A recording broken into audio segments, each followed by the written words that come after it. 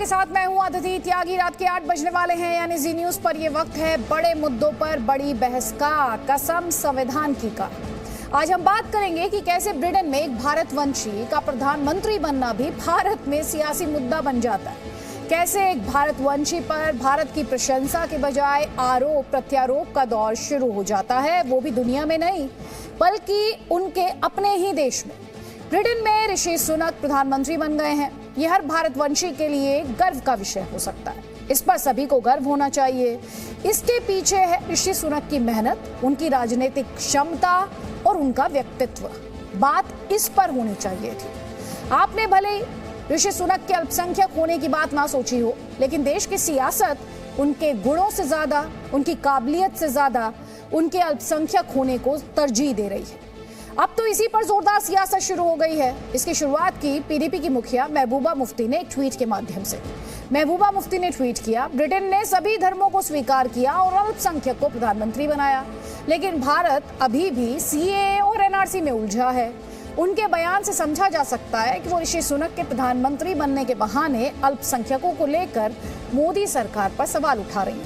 इस पर बीजेपी नेता रविशंकर प्रसाद ने महबूबा मुफ्ती से पूछा कि क्या आप जम्मू कश्मीर में अल्पसंख्यक हिंदू सीएम स्वीकार करेंगी? वहीं दूसरी तरफ एआईएमआईएम चीफ असदुद्दीन ओवैसी तो पहले ही कह चुके हैं कि वो चाहते हैं कोई हिजाब पहनने वाली लड़की देश की प्रधानमंत्री बने। इन दोनों से इतर कांग्रेस नेता शशि थरूर ने भी ऋषि सुनक के बहाने मोदी सरकार पर निशाना साधा, उन्हें अल्पसंख्यक विरोधी बताने की कोशिश की। तो कांग्रेस नेता जयराम रमेश ने भी निशाना साधा।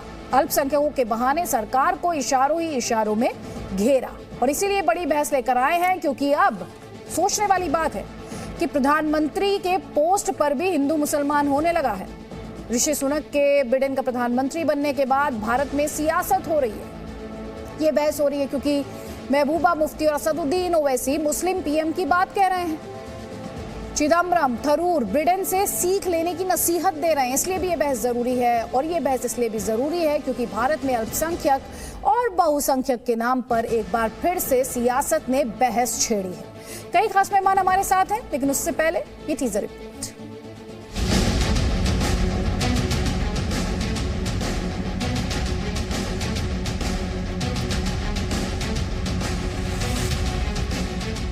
ये नौबत आ गई है कि हिंदुस्तान भारत को इंग्लैंड से अनेकताओं को कैसे सम्मान देना, हमें उनसे सबक लेना पड़ता है। मैं तो बोला कि इंशाल्लाह मेरी जिंदगी में या मेरी जिंदगी के बाद एक हिजाब पहनने वाली बच्ची भारत की प्राइम मिनिस्टर बनेंगी। बोले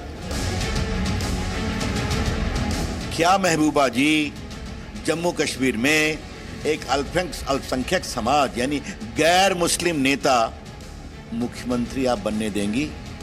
आप स्वीकार करेंगी? ये भारत में सबको अवसर मिलेगा। भारत का लोकतंत्र सबों के लिए है। Prime Minister is where all the power is. Can the supporters of the BJP imagine a prime minister of another background, even a BJP chief minister from, say, either the Islamic or Christian faiths? की आदत हो गई है कि जब कभी कोई रंग भरा जाए देश में या दुनिया में तो उसमें भंग डालो। 8 सालों में जो हम देखे हैं, मैं नहीं समझता हूं कि हमें किसी और देश से सबक सीखने की जरूरत है। हमारा समाज ही अनेकता में एकता है।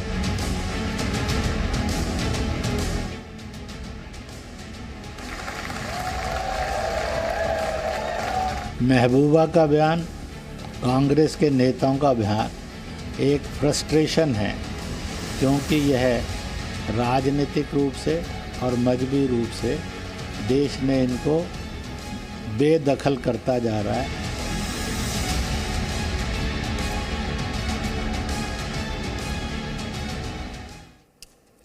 तो कई खास मेहमान हमारे साथ हैं। बीजेपी का पक्ष रखने के लिए प्रेम शुक्ला हमारे साथ हैं, हमारे साथ तारिक फतेह आपको स्क्रीन पर दिखाई दे रहे हैं, कॉलमनिस्ट हैं। फारूक इंकलाबी हमारे साथ पीडीपी का पक्ष रखने के लिए, और रतन लाल गुप्ता एनसी का पक्ष रखने के लिए हमारे साथ हैं। सबसे पहला सवाल तो फारूक इंकलाबी, जो बीजेपी ने पूछा, रविशंकर प्रसाद ने पूछा, उन्होंने कहा क्या महबूबा मुफ्ती जम्मू कश्मीर के मुख्यमंत्री के तौर पर एक अल्पसंख्यक को एक्सेप्ट करेंगी? आपका जवाब, 1 मिनट का वक्त। देखिए, क्यों नहीं एक्सेप्ट करेंगे हम। कोई भी बन सकता है जम्मू कश्मीर का वजीर आला, और इस वक्त अगर हमारे एलजी हैं यहाँ पे तो वो मुस्लिम नहीं है, वो हिंदू है। लेकिन बीजेपी को जम्मू कश्मीर में क्योंकि ये मुस्लिम मेजॉरिटी स्टेट है और हर बार यहाँ पे मुस्लिम चीफ मिनिस्टर बनता था, बीजेपी को वो भी बर्दाश्त नहीं हुआ और जम्मू कश्मीर की डेमोग्राफी को चेंज करने के लिए इस बार पूरी कोशिश कर रहे हैं कि यहाँ पर 25 लाख बाहरी वोटर्स को भी यहाँ पे दर्ज करवाया जाए। आज जिस तरीके के साथ ये सियासत कर रहे हैं कि ब्रिटेन के जो आज प्राइम मिनिस्टर बने हैं ऋषि सुनक साहब, उनके लिए ये तो कहते हैं कि वो भारतीय हैं, हालांकि वो बहुत पहले से उनके फोर फादर्स जो हैं वो यहाँ से माइग्रेट हुए हैं, वो ब्रिटेन के ही हैं इस वक्त। बावजूद उसके लिए बहुत सारी यहाँ पे भारतीय जनता पार्टी के लोग तारीफें करते हैं, मुबारकबाद भी देते हैं। लेकिन दूसरी तरफ इस हमारे मुल्क में सदियों से रह रहे लोगों के लिए सीए, एनआरसी वगैरह किस्म के कानून ला करके हमारे लोगों को ये बताने की कोशिश की जाती है कि ये इस मुल्क के रहने वाले नहीं है, ये बांग्लादेशी हैं। प्रेम शुक्ला जी ये कह रहे हैं सीए, एनआरसी जैसे बिल्स या कानूनों के माध्यम से अल्पसंख्यकों को प्रताड़ित करते हैं आप। आपका जवाब, 1 मिनट का वक्त। देखिए, सीए, एनआरसी किसी भारत के मुसलमान के लिए नहीं है। सीएए जो पाकिस्तान, अफगानिस्तान, बांग्लादेश जैसे मुस्लिम बहुल देशों में प्रताड़ित हिंदू, बौद्ध, सिख इत्यादि हैं, उनके लिए सीएए उनको जो है नागरिकता देने की बात है। एनआरसी में किसी भारतीय मुसलमान को निकालने की बात ही नहीं है, घुसपैठियों के विरुद्ध है। और घुसपैठियों के विरुद्ध ये कार्रवाई ब्रिटेन, अमेरिका, सऊदी अरेबिया सारे देश करते रहते हैं। तो सीए, एनआरसी का इससे कोई लेन देन नहीं है। दूसरी बात, जहां तक है भारत में जो है अल्पसंख्यक समुदाय का व्यक्ति 60 के दशक में राष्ट्रपति, 70 के दशक में राष्ट्रपति, 2000 के दशक में राष्ट्रपति रहा है। प्रधानमंत्री के पद पर आदरणीय डॉक्टर मनमोहन सिंह प्रधानमंत्री रहे हैं। सीजेआई जो है वो सिख समुदाय के लोग रहे, मुस्लिम समुदाय के लोग रहे हैं। भारत की जो रक्षा कमान है वो हमेशा से जो है पारसी, क्रिश्चियन, ईसाई, सिखों के हाथ में रही है। तो भारत में तो सारे संवैधानिक पदों पर इस तरह के लोग बैठे हैं जो अल्पसंख्यक समुदाय से आते हैं, इसलिए भारत से पूरी दुनिया को सीखने की आवश्यकता है। ठीक है, ठीक है। रतन लाल गुप्ता जी, अब क्या प्रधानमंत्री पद को लेकर भी हिंदू मुसलमान होगा इस देश में? प्रधानमंत्री कौन चुनता है, कैसे चुना जाता है, कैसे किसी पार्टी को वोट किया जाता है, किसी से छिपा है क्या, या ये भी अब प्लेटर पे देना पड़ेगा ये प्रूव करने के लिए कि मेरा भारत महान? आज का दिन जो है वो पूरे हिंदुस्तानियों के लिए एक प्राउड है। हमें फख्र महसूस करना चाहिए कि एक हिंदुस्तानी मूल के ऋषि जी ब्रिटेन के प्रधानमंत्री बने हैं। हिंदू, मुस्लिम, सिख, ईसाई ये बात अलग रखें आप। इस वक्त हम एज ए हिंदुस्तानी सोचे कि हिंदुस्तानियों को गर्व होना चाहिए। और मैं सलूट करता हूं ब्रिटेन की पार्लियामेंट को, वहां के पॉलिटिशियंस को, कि आज उन्होंने एक ऐसे शख्स को चुना है जो माइनॉरिटीज में है, लेकिन उन्होंने प्रधानमंत्री अपना बनाया है उनको। हम उनको सलूट करते हैं। हमें भी उसी ढंग से सोचना चाहिए, इसमें कोई दो राय नहीं है। अल्पसंख्यकों, क्योंकि नेशनल कॉन्फ्रेंस एक ऐसी पार्टी है, इसमें कभी हिंदू, मुस्लिम, सिख, ईसाई की बात कभी नहीं आती, ना ही हम सोचते हैं। हमारे लिए ये है कि फिर भी एक बात है कि 20% इस वक्त माइनॉरिटीज में मुस्लिम हैं।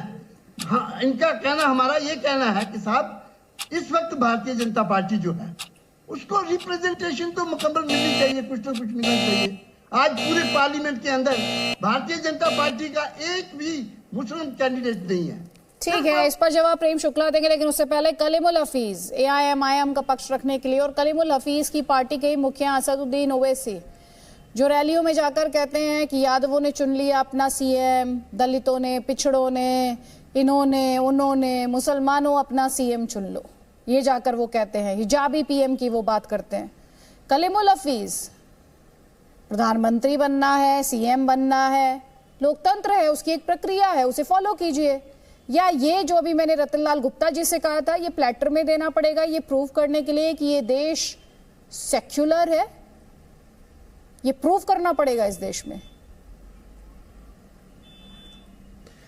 देखिए आदित्य जी, सबसे पहले तो सुनक जी के प्रधानमंत्री बनने पर तमाम हिंदुस्तानी को मुबारकबाद। एक भारतीय मूल का शख्स और ग्रेट ब्रिटेन में एक अल्पसंख्यक होते हुए वहां का प्रधानमंत्री बना, टॉप पोस्ट पर पहुंचा।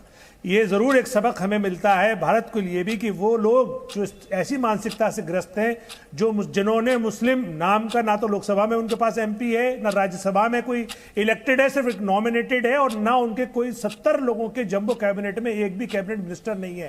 उनके 59 मंत्रालय में 26 मंत्रालय में तो क्लास 1A से भी ऊपर का एक भी अफसर भी मुस्लिम नहीं है। सुप्रीम कोर्ट में एक जज भी मुस्लिम नहीं है, किसी सेना प्रमुख मुस्लिम नहीं है, और इनकी जो राज्य की सरकार में वहां पे भी इन्होंने मुसलमान को नहीं रखा है। तो जितनी सेरेमोनियल पोस्ट का जो बीजेपी आज जिक्र कर रही है वो 2014 से पहले की है। 2014 के बाद इन्होंने एक अल्पसंख्यकों में सबसे बड़ी मेजोरिटी को खत्म कर दिया, हटा दिया। तो हमारे नेता का ये कहना यह है कि ये लोकतंत्र है, संविधान में हमारा यकीन है कि इंशाअल्लाह एक दिन इस भारतवर्ष की प्रधानमंत्री भी हिजाबी महिला बनेगी। ये मैं आज कहता हूं आपसे, क्योंकि ये हमारा संविधान और हमारा कल्चर, हमारी संस्कृति इसकी हमें इजाजत देती है। होगा सर, सुनिए, आपने शुरुआत में कहा ऋषि सुनक के लिए भारतीय मूल के वो हैं और अल्पसंख्यक।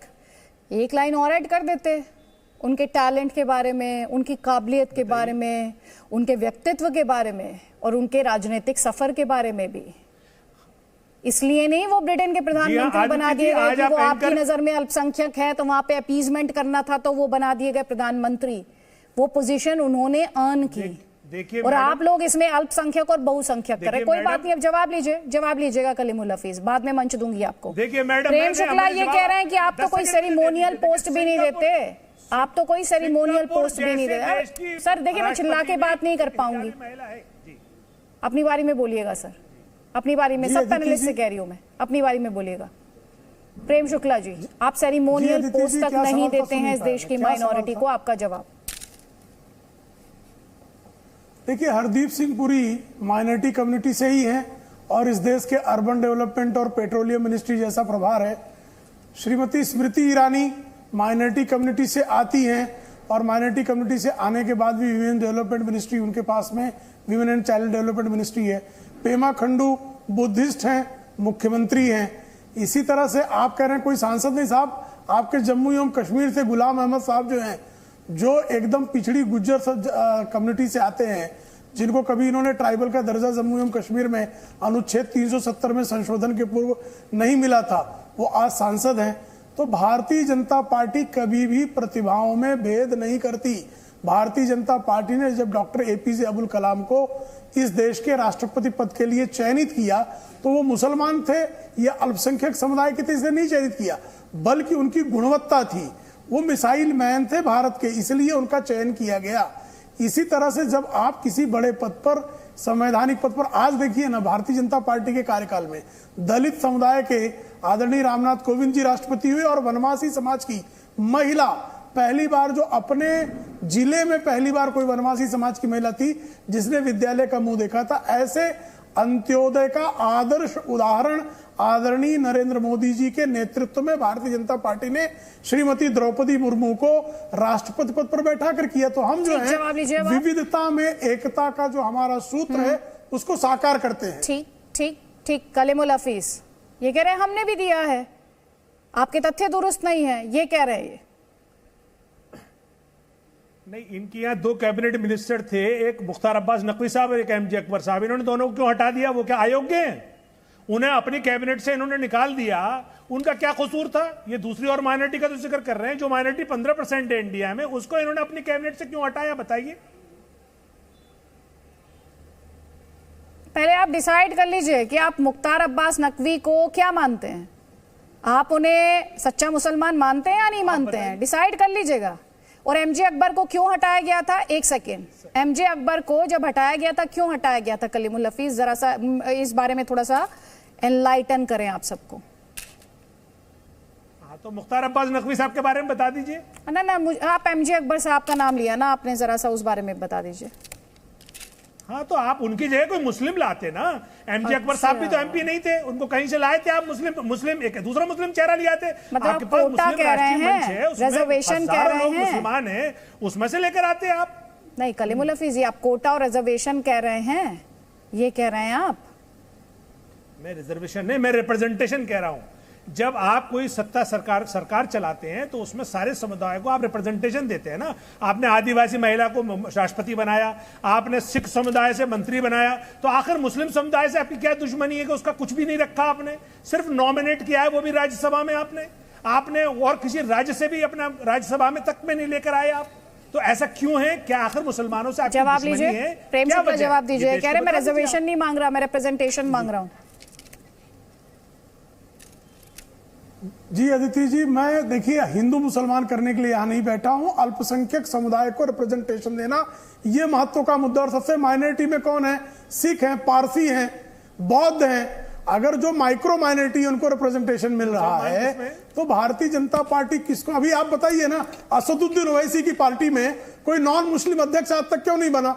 AIMIM का संस्थापना से लेकर आज तक 7 दशकों में एक गैर मुस्लिम आप अध्यक्ष क्यों नहीं ले आ पाए? जरा बताइए मुझे। आप तो बहुत बड़े सेकुलर हैं, हम तो सांप्रदायिक के साथ, आप सेकुलर है ना। आप असदुद्दीन ओवैसी की AIMIM में 2 पीढ़ी से मुसलमान ही अध्यक्ष क्यों है, गैर मुस्लिम क्यों नहीं होता? जरा ये बताइए। कलीमुल हफीज जी, आपका जवाब। आप मुझे सिर्फ इस बात का जवाब दीजिए, आपके पास सरकार है जी, आपके पास सरकार है जी। अभी आप मेरा पहले जवाब तो दे दीजिए, मैंने तो आपका दिया। प्रधानमंत्री नहीं है, आप मुसलमानों के प्रधानमंत्री हैं। लीजिए, मैंने तो अभी आपको जवाब दिया, जरा अपना जवाब दीजिए ना आप। अरे कलीमुल साहब जवाब दीजिए, प्रधानमंत्री नहीं है, सरकार नहीं है आप सरकार में। अरे साहब हम तो सबके हैं, मैं तो बौद्ध बता रहा हूँ, ईसाई बता रहा हूँ, आप मुसलमानों को बता रहा हूँ, क्यों नहीं दे रहे? सिख बता रहा हूँ, आप बताइए ना। मैं अरे भाई, मैं अब आप तर्क नहीं है साहब, शुक्ला साहब, आप बोल रहे हैं। आप AIMIM के मुसलमानों को छोड़ दीजिए, आप भारतीय जनता पार्टी के जो मुसलमान हैं, जो मुस्लिम राष्ट्रीय क्यों छोड़ दें? उनको तो आप भारत में नहीं रहते हैं, उनको तो बनाइए, आप संविधान लागू नहीं है आपके ऊपर, बिठाइए। एकता में अनेकता में एकता आपका धर्म नहीं है क्या? हाँ बिल्कुल धर्म है, तभी तो कह रहे हैं हम कि उनको 15% तो बिठाइए जितने उनकी। तो फिर आप बनाइए ना एक अध्यक्ष, दीजिए। एक अध्यक्ष गैर मुस्लिम बताइए, एक बुद्धिस्ट अध्यक्ष बना दीजिए, एक सिख अध्यक्ष बना दीजिए। हम सरकार में नहीं है, सरकार में आप हैं। सिख, ईसाई, पारसी, अभी हम पार्टी की बात बना दीजिए ना।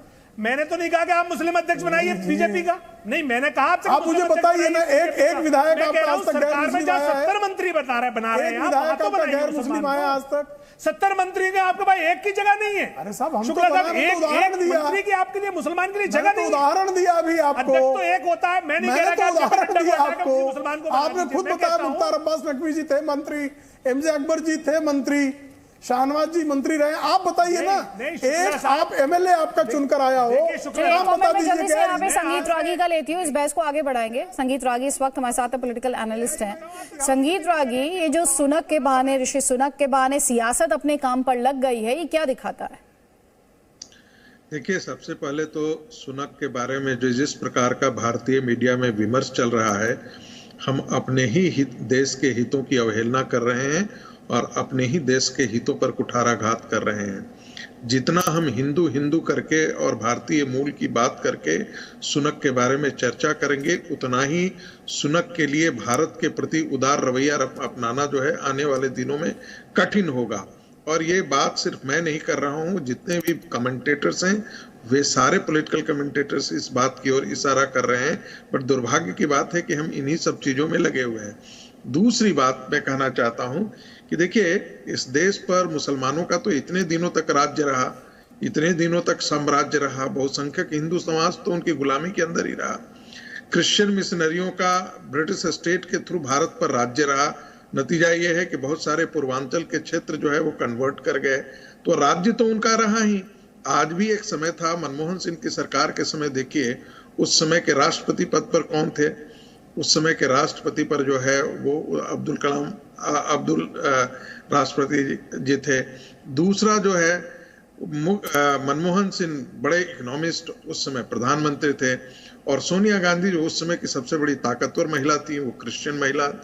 तो ऐसा नहीं है, भारत के अंदर तो एक से एक राष्ट्रपति से उपराष्ट्रपति, चीफ जस्टिस से लेकर के सेनाध्यक्ष क्या नहीं रहा है भारत के अंदर। इसलिए मुसलमानों को इस प्रकार की बातें करना, और जो लोग इस प्रकार के विमर्श को भारत में खड़ा कर रहे हैं, वो वाकई में भारत को खंडित कर रहे हैं, भारत को खोखला कर रहे हैं। ठीक है, इस पे जवाब ले लीजिए। फारूक इंकलाबी और उसके बाद कलीमुल हफीज, जल्दी जल्दी प्लीज। भारत के हितों को नुकसान पहुंचाया जा रहा है अल्पसंख्यक बहुसंख्यक कर।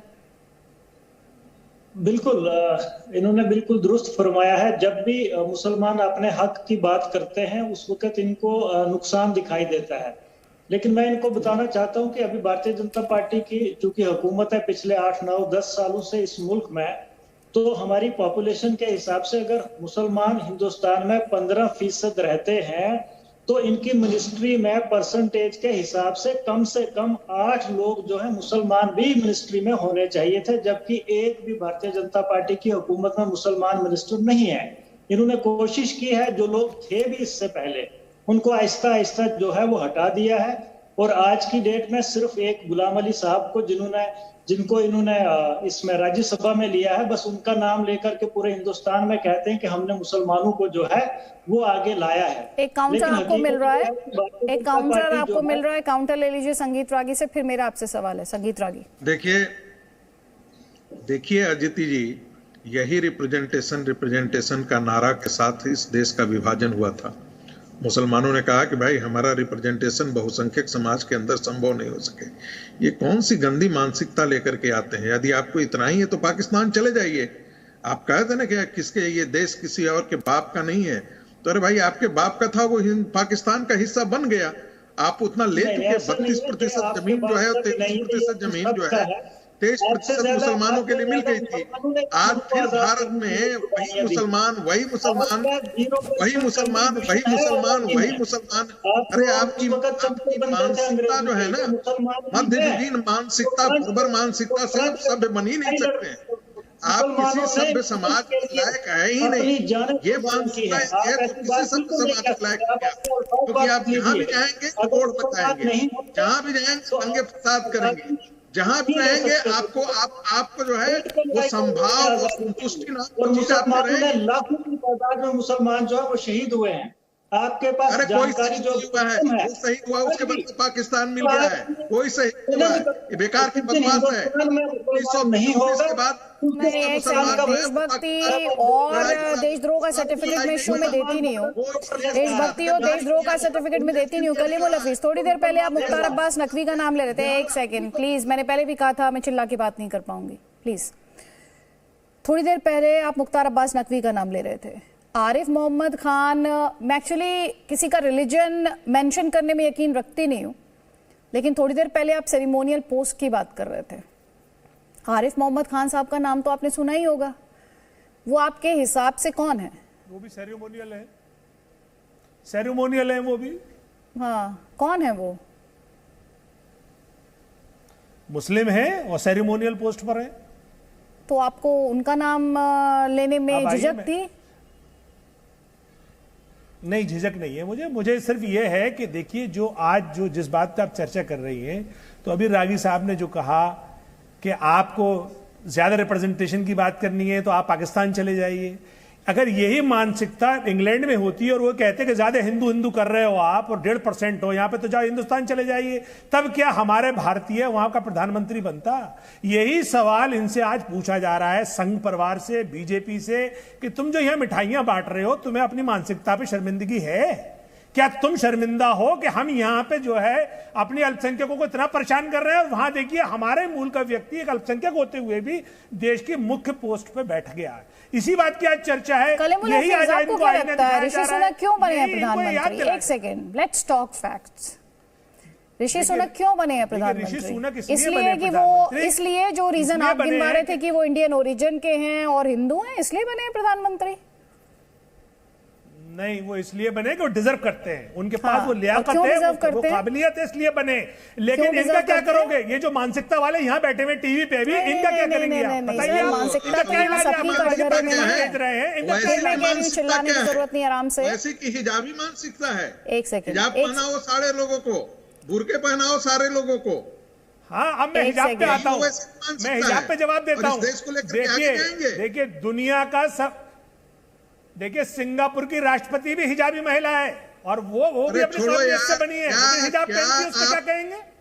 आप अपनी मध्ययुगीन मानसिकता से आज तक बाहर नहीं निकल पाए हैं। यही संगीत रागी जी, प्लीज मैं एक बार में एक गेस्ट से बात कर पाऊंगी, सिर्फ एक गेस्ट से। कलीमुल हफीज जी, प्रधानमंत्री बनने के लिए, बनाने के लिए, एक सेकेंड, क्या इस देश को ये परीक्षा देनी होगी, ये प्रमाण देना होगा कि ये देश सेक्युलर है by making a Muslim as the prime minister? ये इस देश को साबित करना है आपके हिसाब से कि वो सेक्युलर है और इसके लिए उसे एक मुस्लिम को प्रधानमंत्री पद देना होगा? ये साबित करना है सेक्युलर देश को? नहीं, देखिए ये बात अभी रागी जी ने भी कही कि 2014 से पहले क्रिश्चियन लेडी थी और सिख प्रधानमंत्री थे और मुस्लिम राष्ट्रपति था, हमें वही हिंदुस्तान चाहिए। जो 2014 के बाद इन्होंने जो बना दिया हिंदुस्तान को, इन्होंने जो हमारी अनेकता में एकता की जो ताकत थी उसको तार-तार कर दिया इन्होंने। नहीं सर, आप गोल पोस्ट चेंज कर रहे हैं। आप रागी जी को जवाब दीजिएगा, रागी जी को आप जवाब दीजिए सर, वो इस डिबेट का एक हिस्सा है। बर्बाद कर दिया आपसे जो मैं सवाल कर रही हूँ सर, मुझे उस सवाल का जवाब प्लीज दीजिए, एक सवाल का जवाब दीजिए। जी बोलिए मैडम। पोस्ट प्लेटर में सजा कर दी जाएंगी, इस देश का प्रधानमंत्री कैसे चुना जाता है? बस मुझे इतना बता दीजिए। काबिलियत से आता है, चुन के आता है, अपने काबिलियत से आता है, चुन के आता है। तो सर ये काबिलियत और चुनकर आना आपके नेताओं के स्टेटमेंट से कहां गायब है? किसने इंकार किया इस देश में किसी को प्रधानमंत्री बनने देने से? किसने रोका? इस देश की लोकतंत्र की खूबसूरती है एक जमीन पर खड़ा हुआ व्यक्ति या एक महिला, चाहे वो अदिति त्यागी हो या कलीमुल हफीज हो, अगर क्षमता है, काबिलियत है, इस देश में कोई भी प्रधानमंत्री और राष्ट्रपति बन सकता है। इस देश के कॉन्स्टिट्यूशन की सबसे बड़ी ताकत और खूबसूरती यही है कि आम आदमी के हाथ में पावर देता है, और आप लोग उसमें अल्पसंख्यक बहुसंख्यक करते हैं सर। मैं भी नहीं, हम लोग नहीं करते। ये भारतीय जनता पार्टी संघ परिवार बाकायदा बाय डिजाइन कर रहा है। आखिर मुझे बताइए कि 70 मंत्री में एक भी मुस्लिम इनको नहीं मिला।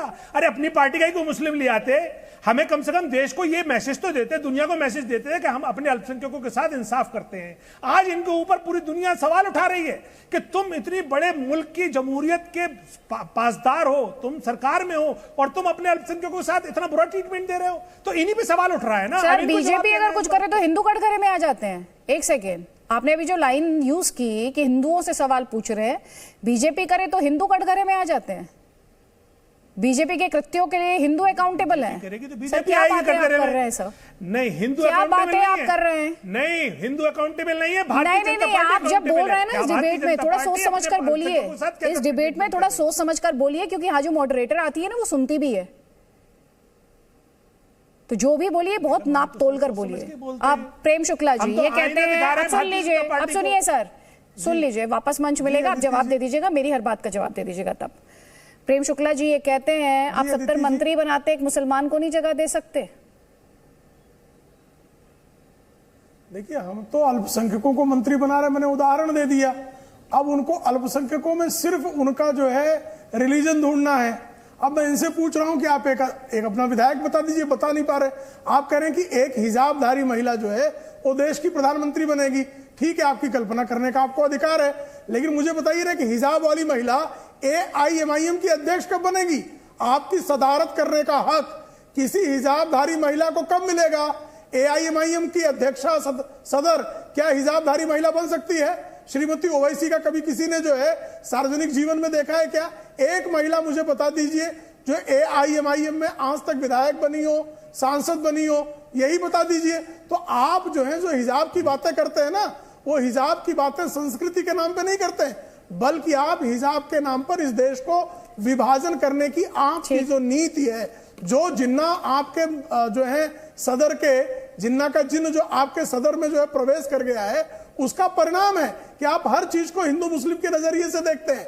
हम जो है इस देश को सबका साथ, सबका विकास, सबका प्रयास की दृष्टि से देखते हैं, हम सबका विश्वास अर्जित करते हैं।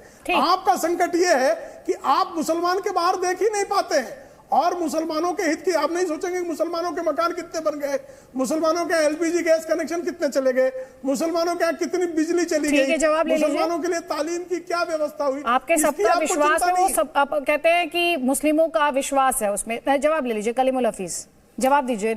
ये कह रहे हैं हमने तो आज तक भेद नहीं किया, भेदभाव नहीं किया, योजनाओं का फायदा सबको बराबरी का पहुंचाया। मैं ना तो देखिए मैडम, मैं ना तो प्रेम शुक्ला साहब से ये कह रहा हूं कि भारतीय जनता पार्टी का अध्यक्ष आप मुसलमान बनाइए, ना संघ का प्रमुख मुसलमान बनाइए। मैं तो ये कह रहा हूं जब आपके पास सत्ता आ गई और आपको सारे मंत्रालय पर रिप्रेजेंटेशन करना है पूरे देश का, उसमें आकर अल्पसंख्यकों में मुसलमानों के लिए जगह क्यों नहीं है?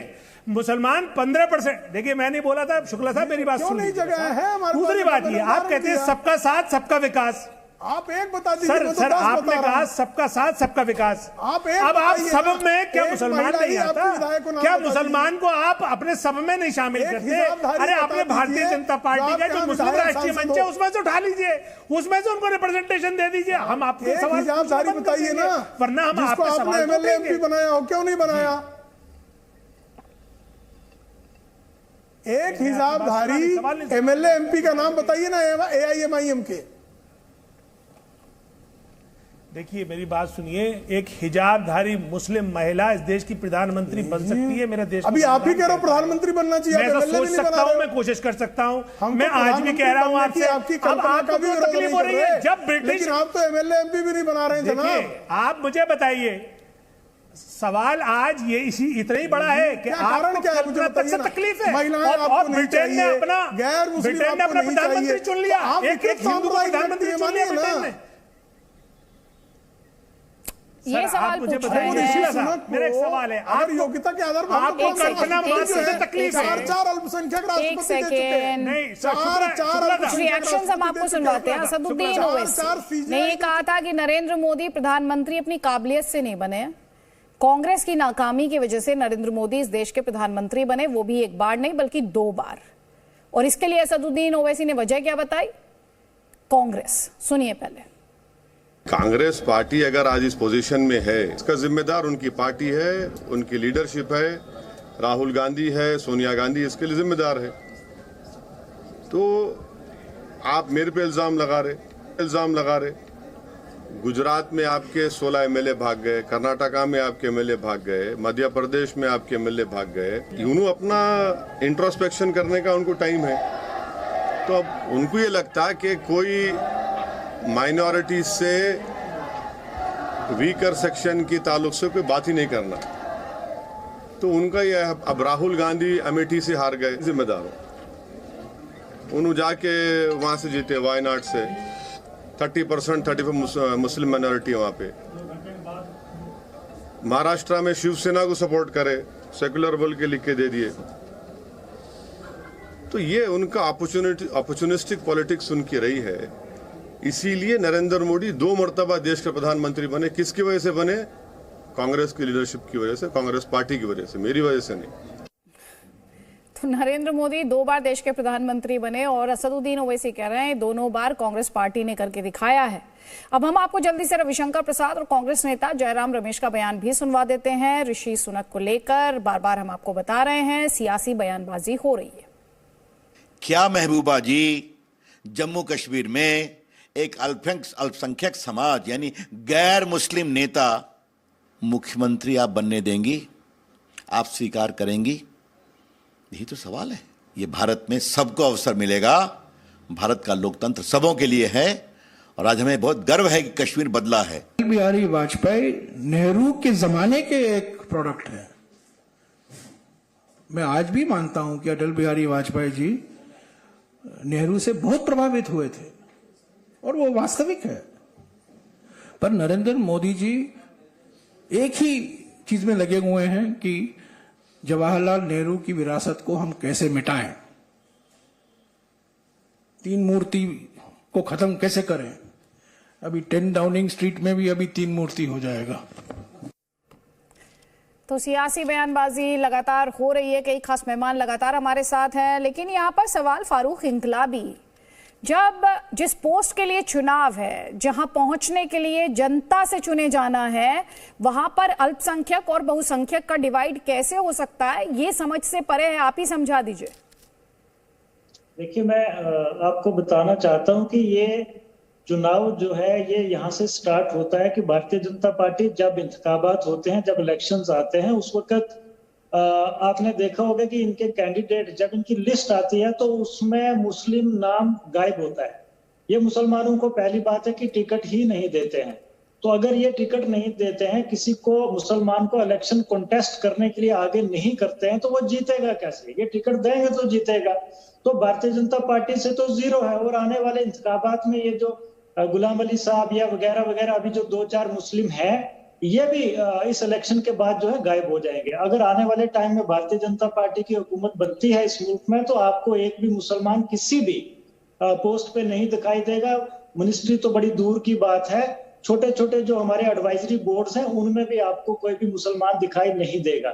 लेकिन इससे नुकसान पूरे मुल्क को हो रहा है। हम ये चाहते हैं कि हमारा जो मुल्क है, जिस चीज के लिए जाना जाता है, दुनिया में सबसे बड़ा जमहूरी मुल्क है और सेकुलर मुल्क है, इस मुल्क में तमाम मज़ाहिब के लोग जो है, वो मुसलमान हो, सिख हो, बुद्ध हो, जैन हो, उनको जो है उनकी नुमाइंदगी उनकी पॉपुलेशन के हिसाब से मिलनी चाहिए। तमाम पॉलिटिकल पार्टीज को, सिर्फ बीजेपी नहीं, कांग्रेस भी, जितने भी हमारी पॉलिटिकल पार्टीज हिंदुस्तान में है, तमाम पॉलिटिकल पार्टीज को ख्याल रखना चाहिए माइनॉरिटीज का जो हिंदुस्तान में रह रहे हैं, जिसमें 15% हिस्सा जो है मुसलमानों का है। तो मैं सिर्फ मुसलमानों की बात नहीं, माइनॉरिटीज की बात की, आपने माइनॉरिटीज की बात की जी। 89, 90, 1989, 1990 क्या हुआ था? क्या हुआ था? देखिए, बिल्कुल आप जम्मू कश्मीर की तरफ इशारा कर रही हैं, तो 1989, 90, 2002 तक जम्मू कश्मीर में जो हालात गुजर, आज भी उस तरीके के हालात हैं जम्मू कश्मीर में। लेकिन देखिए, मैं आपको बताना चाहता हूं कि सिर्फ माइनॉरिटीज की बात नहीं है जम्मू कश्मीर में। जम्मू कश्मीर में अगर हमारे कश्मीरी पंडित भाई हैं, उनको नुकसान हुआ है, तो उससे कई गुना ज्यादा यहाँ के मुसलमानों को नुकसान हुआ है। आप जो फिगर है वो उठा करके देख लीजिए कि यहाँ पे कितने मुसलमानों का कत्ल किया गया है। मिलिटेंसी से जो है वो जम्मू कश्मीर के मुसलमानों को नहीं जोड़ा जाना चाहिए, क्योंकि जम्मू कश्मीर के मुसलमानों ने जितना सफर इस मिलिटेंसी में किया, मुझे नहीं लगता कि माइनॉरिटीज ने किया है। माइनॉरिटीज के लिए फिर वहां पर माइनॉरिटीज बची कितनी है फारूक इंकलाबी? कश्मीर में अगर बात करें तो माइनॉरिटीज कितनी बची हैं? और अभी आपने कहा कि मुस्लिम्स को टारगेट किया गया है, बिल्कुल किया गया है, मुस्लिम्स को टारगेट किया गया है। किन मुस्लिम्स को? जो जम्मू कश्मीर पुलिस फोर्स में काम करते हैं, जो इंडिया के लिए काम करते हैं, जो इंडिया को अपना मुल्क बताते हैं, जो टेररिस्ट की हेल्प करने के लिए तैयार नहीं है, जो पाकिस्तान प्रायोजित आतंकवाद को सिरे से नकार देते हैं और उस आतंकवाद से लड़ने की बात करते हैं, उन्हें लगातार निशाना बनाया गया है। और उसके लिए कोई उनकी देशभक्ति पर, भारत के प्रति उनके लगाव पर कोई सवाल नहीं उठा रहा है। लेकिन मैं ये कह रही हूँ, जो मैंने आपसे 1989 या 90 का जिक्र किया, वो माइनॉरिटी चाहे कश्मीरी पंडित हो या वो माइनॉरिटी कहीं अलग मुस्लिम्स हो, ये जो सियासत माइनॉरिटी के नाम पर अपने वोट बैंक को साधने की कोशिश करती है, दिक्कत वहां पर है। क्योंकि लोकतंत्र में तो जनता से रास्ता होकर निकलता है ना। लोकतंत्र में काबिलियत भी चाहिए, सिर्फ सियासी बयानबाजी से काम नहीं चलता है। वहां जनता को भी कन्विंस करना होता है। और उस पहलू पर जितने भी पॉलिटिकल स्टेटमेंट्स हमने देखे, उस पहलू पर किसी ने ये बात नहीं कही, किसी ने उस चीज को एड्रेस नहीं किया। पहले आप संगीत रागी का जवाब सुन लीजिए, उसके बाद जवाब दीजिएगा मुझे, और कलीमुल हफीज आप भी। देखिए कश्मीर के अंदर तो हिंदुओं को इन्होंने भगा दिया, वहां रिप्रेजेंटेशन की बात तो छोड़ दीजिए, वहां सिटीजनशिप देने के लिए तैयार नहीं हुए। दूसरी तरफ जहां तक भारत के मुसलमानों की बात है, वो भारतीय जनता पार्टी को वोट देने के लिए तो आगे नहीं आते हैं। उसके लिए भारतीय जनता पार्टी से सफाई मांगते हैं, कहते हैं कि ये तो एंटी मुस्लिम पार्टी है। अरे भाई, जब एंटी मुस्लिम पार्टी आपने उसे घोषित कर रखा है और आप पोलराइज पूरी देश की राजनीति को करना चाहते हैं कि भारतीय जनता पार्टी को जहां भी जाओ हम हराएं, उसको वोट नहीं दो, और फिर जब आप हार जाते हैं तो फिर कहते हैं कि अरे भाई, जहां पर भारतीय जनता पार्टी ने बंगाल में सीटें दी थी, जिता देते मुस्लिम कम्युनिटी। आसाम में सीटें दी थी, जिता देती मुस्लिम कम्युनिटी। केरला में सीटें दिया था, जिता देती मुस्लिम कम्युनिटी। आप मुस्लिम कम्युनिटी को जिताते नहीं हैं, जो भारतीय जनता पार्टी से आते हैं उनको आप हरवाते हैं, कहते हैं कि वाकई ये मुसलमानों का प्रतिनिधित्व नहीं करते हैं, ये तो है वो, ये तो हिंदूवादी पार्टी के एजेंट हैं भारतीय जनता पार्टी के अंदर। और अब जब सरकार बन जाती है तो चाहते हैं कि हम मलाई भी चाटें। बिल्कुल नहीं बनाना चाहिए। यदि मुसलमान जीत करके नहीं आता है डेमोक्रेटिक प्रोसेस में तो उसे बाहर ही रहना चाहिए, बिल्कुल नहीं होना चाहिए। बिल्कुल उनको अलग से जाकर के आपको 2 काउंटर मिले, जवाब ले लीजिए ना, दामाद की तरह बैठे रहेंगे। कलीमुल हफीज और फारूक इंकलाबी, जल्दी जल्दी। यही तो आपकी सोच है। पहले कलीमुल हफीज, फिर फारूक इंकलाबी। देखिए, आरएसएस का खुद का अपना डाटा है कि हमें 8% मुसलमानों ने वोट दिया। अब ये आरएसएस झूठ बोल रहा है या रागी साहब को पता नहीं है, ये दोनों तय कर रहे हैं। दूसरी बात, इन्होंने मुस्लिम, सर मुझे बात बोलने दिलाता है, सर मुझे बोलने 8% मुसलमान जीत नहीं दिलाता है। सर बोलते तो दीजिए, सरकार सर सुन तो लीजिए आप, आपको जीत कौन दिलाता है? हम जिताएंगे, हम बताएंगे आपको। देखिए आपने अपनी मुस्लिम राष्ट्रीय मंच बनाई हुई है, उसमें हजारों आपके वो हैं और आपके प्रधानमंत्री बाकायदा आंसू तक बहाने को तैयार हैं कि मेरे पसमानदा मुसलमानों को क्या होगा। अरे उन पसमानदा मुसलमानों में से एक आध को रिप्रेजेंटेशन केंद्र के मंत्रालय में भी दिलवा दीजिए, कम से कम वो भी अपने अपने काम से, अपनी दक्षता से इस देश की सेवा करेंगे, मुसलमानों की भी सेवा करेंगे। और दूसरी बात ये, आज ये चर्चा का विषय इसलिए कि जो रागी जी की मानसिकता है, जो अल्पसंख्यक विरोधी है, जो अल्पसंख्यकों को, मैं भी खासतौर से मुसलमानों को देखना नहीं चाहती, इसीलिए आज ये सवाल उठ रहा है कि तुम जब ब्रिटेन ने एक अल्पसंख्यक को अपना प्रधानमंत्री बना दिया और उससे सीखो और अपने अल्पसंख्यकों को इज्जत दो, उन्हें मौका दो, उनको भी उनका वो हिस्सा दो जो लोग। भाई आप लोग बार बार ऐसे बातें कर रहे हैं कि जैसे आकर ये किसी को अपीसमेंट करने की कोशिश थी वहां पर। पहले भी मैंने आपसे कहा भाई इनको ऋषि सुनक का जरा सा सियासी सफर दिखा दीजिए, चल रहा है, पढ़ लीजिए सर, इसको पढ़ लीजिए। उन्होंने हर लड़ाई लड़ी है वहां। मुझे रागी जी का भी सफर नहीं, नहीं नहीं सर, ये इस तरह से आप ऐसे बातें कर रहे हैं कि जैसे किसी को सजाकर कोई चीज दे दी गई हो कि भाई अपीजमेंट था वहां पर, तुष्टिकरण कर रहा था, या ये दुनिया को, ब्रिटेन को दिखाना था कि नहीं नहीं हम अपने यहाँ पर बना सकते हैं माइनॉरिटीज से भी किसी को। सर ऐसी बातें मत कीजिए, ऐसी बातें मत कीजिए। डेमोक्रेसी ऐसे चलती है क्या? आप लोग कितना गलत मैसेज अपनी पॉलिटिकल बयानबाजी में दे रहे हैं। तब से आप खुद ये जानते हैं कि जनता के बीच से चुनकर आना है, जनता को फैसला करना है, फिर भी आप और फारूक इंकलाबी बैठकर यहाँ पर अल्पसंख्यक बहुसंख्यक फारूक इंकलाबी, आप टिकट दे नहीं रहे हो। क्या कह रहे हैं? आप जब टिकट देंगे तभी तो चुनकर आएगा, आप टिकट देते नहीं हैं। पहले आपसे पूछ रहे थे प्रेम शुक्ला कि आप अपनी पार्टी में कितनी महिलाओं को टिकट देते हैं, यही पूछा था ना प्रेम शुक्ला ने। आपने अपनी पार्टी में कितनी मुस्लिम महिलाओं को टिकट? मैं सरकार में नहीं हूं, ये सत्ता में है। मैं इनसे पूछ रहा हूं कि जब लोकसभा का एक भी टिकट नहीं दिया आपने तो चुन के कहां से आ जाएगा? अरे आपसे उनसे सवाल पूछे, आप सरकार में, जब सरकार में रहेंगे तभी आपसे सवाल पूछा जा सकता है। एक सेकंड रुकिएगा प्रेम शुक्ला जी, एक सेकंड रुक जाइएगा। ऐसा कौन सी किताब में लिखा है भाई? आप महिला सशक्तिकरण की बात करते हैं और आपसे ये ना पूछा जाएगा कि आपकी पार्टी कितनी महिलाओं को टिकट देती है। वैसे ये बताइए, आपने कई जगह चुनाव लड़ा, अभी तक कितनी महिलाओं को टिकट दिया? नहीं, मैं आपसे ये पूछ रहा हूं मैडम कि भारतीय जनता पार्टी में कितनी महिलाएं हैं, वो कब महिला अध्यक्ष बनेगी मैंने पूछा? आरएसएस की कब महिला प्रमुख बनेगी मैंने पूछा? मैं वो पूछ रहा हूं जो लोकतंत्र का अधिकार मुझसे कहता है। लोकतंत्र मुझे ये, देखिए मैडम, ½ बिलियन है जिनकी आप बात कर रहे हैं, हमारा अधिकार है, बहुत बड़ा वोट बैंक है जिनकी बात कर रहे हैं हम। आप तो फिर भी माइनॉरिटीज की बात कर रहे हैं, मैं इस देश की आधी आबादी की बात कर रही हूँ, आप ही के फायदे की बात कर रही हूँ। मैं आपसे पूछ रहा हूँ, हम सरकार से सवाल पूछ रहे हैं। सरकार में सबका, हर भारतीय का अधिकार है, हर भारतीय पूछ सकता है सरकार से कि आप अपने भारतीयों के साथ पक्षपात क्यों कर रहे हैं? आप भी तो पॉलिटिकल पार्टी, हम वो सवाल पूछ रहे हैं, पार्टी से नहीं पूछ रहे हैं। भाई आप पार्टी पे ले जाती है, हमें पार्टी पे क्यों? आप सरकार को खड़ा करिए ना। सर आप बोलते रहिए, फिर आप ही बोल लीजिए फिर जी। भाई आपसे नहीं पूछेंगे? नहीं मैडम बोलिए, आप सरकार को कटघरे में खड़ा कर लेंगे तो अच्छा लगेगा। कलीमुल हफीज जी सुनिए सुनिए सुनिए, माइनॉरिटीज में महिलाएं आती हैं नहीं आती? बिल्कुल आती है, वो आधी आबादी है। हाँ चलिए, तो उनमें से कितनी को आपने टिकट दिया, कितनी महिलाओं को?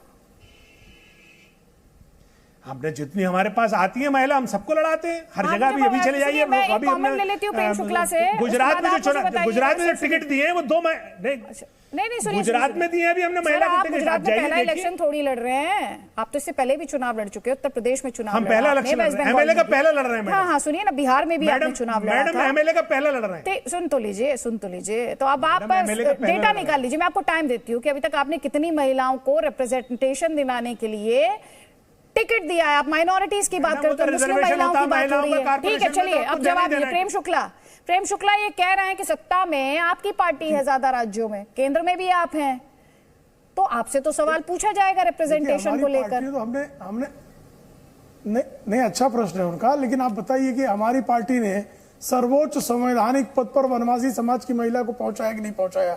लोकसभा अध्यक्ष श्रीमती सुमित्रा महाजन को बनाया कि नहीं बनाया? मुख्यमंत्री महिला को बनाया कि नहीं बनाया? विदेश मंत्री महिला को बनाया कि नहीं बनाया? वित्त मंत्री, रक्षा मंत्रालय महिला को दिया कि नहीं दिया? तो हमने तो हमेशा महिलाओं को अच्छे अवसर दिए हैं।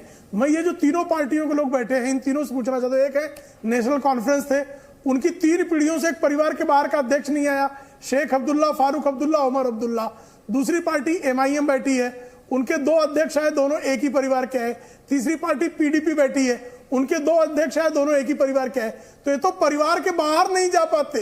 बाकी बात तो छोड़ दीजिए, नेशनल कॉन्फ्रेंस, PDP और MIM एक परिवार के बाहर, पिता के बाद पुत्र, पुत्र के बाद उसका पुत्र, इसके अलावा किसी को सदारत अध्यक्षता भी ये नहीं देते। और ये कह रहे हैं कि सब जो है अनेकता में एकता हम ले आएंगे। तो इससे बड़ा पाखंड क्या हो सकता है? आप स्वयं समझ सकती हैं अदिति जी।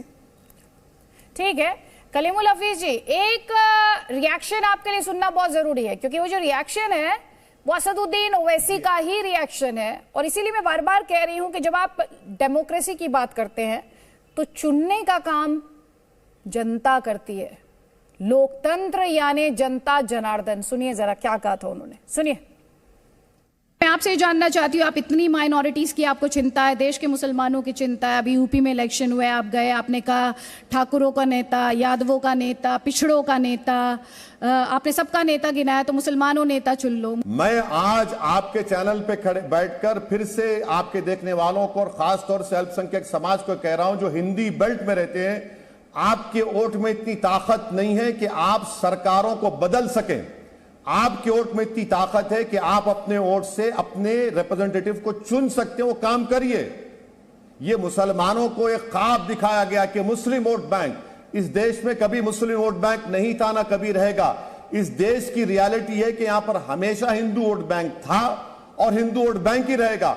मुसलमानों को ये रियलिटी खासतौर से हिंदी बेल्ट में एक्सेप्ट करना पड़ेगा और अपने वोट से अपने कम्युनिटी के लोग कामयाब करिए। भाई यादव यादव को जिताता है, ठाकुर ठाकुर को जिताता है, ब्राह्मण ब्राह्मण को जिताता है, दलित दलित को जिताता है, मगर मुसलमान को उन्हीं को देखकर चेंज होना पड़ेगा। नहीं तो क्या एक डेंजरस ट्रेंड नहीं होगा कि आप जाति देखकर, धर्म देखकर नेता चुनने लगे?